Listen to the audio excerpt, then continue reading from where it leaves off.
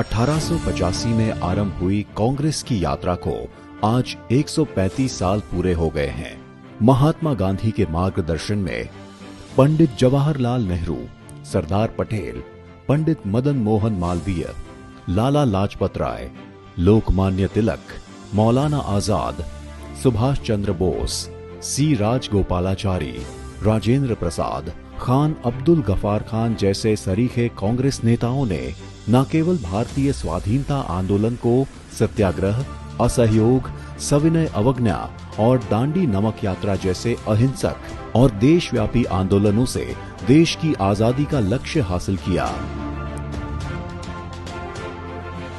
बल्कि अंग्रेजों से आजादी मिलने पर विकास की पंक्ति में अंतिम व्यक्ति को ध्यान में रखते हुए इस देश का संविधान तैयार करने और देश के एकीकरण में पंडित नेहरू, बाबा साहब आम्बेडकर और सरदार पटेल जैसे राष्ट्रीय नेताओं के योगदान को भी कभी भी भुलाया नहीं जा सकता।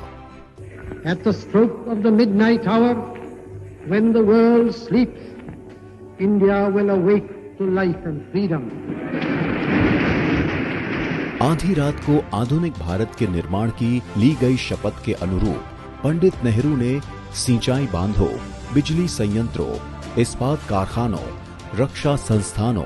अनुसंधान केंद्रों और अस्पतालों की स्थापना को इन्हें आधुनिक भारत के मंदिर का दर्जा देकर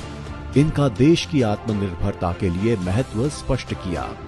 इसी आत्मनिर्भरता की सच्चे राष्ट्रवाद की भावना ने प्रधानमंत्री के रूप में श्रीमती इंदिरा गांधी को हरित क्रांति के लिए प्रेरित किया,